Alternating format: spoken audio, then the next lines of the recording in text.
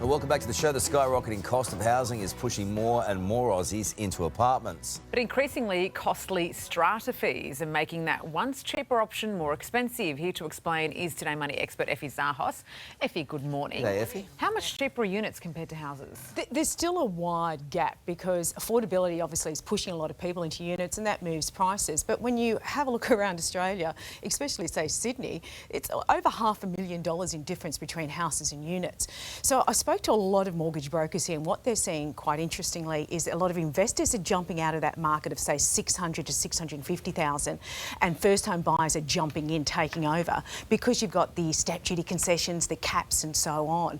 So there's a bit of movement happening there with that price. But the trouble is, as you point out, the strata fees are gone crazy, and that's impacting. Explain what they are if people don't know, and also the impact they can have on borrowing. Yeah, so look, the thing we love about apartments is you don't have to mow the lawn. You might have a gym, you got a swimming pool. All that costs money. And so you've got something that you've got to pay quarterly known as strata fees. And they're the buckets that you've got, like an admin fee, someone to clean around the place.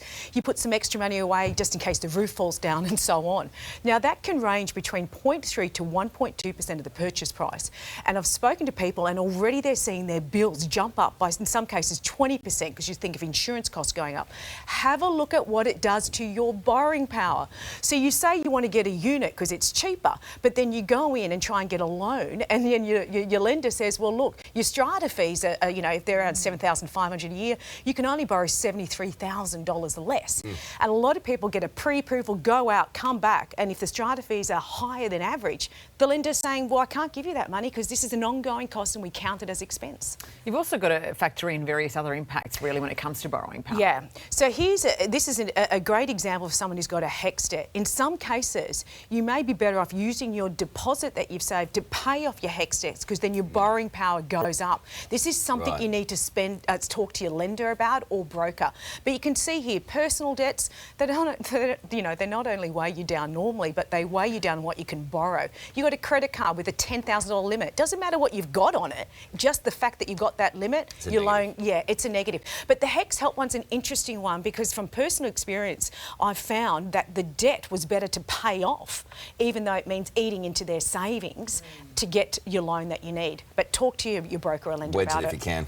Yeah, absolutely. Good on you, Effie. Thank you so much. It's coming up to 8 o'clock. Hey there, Today fans. Sarah and...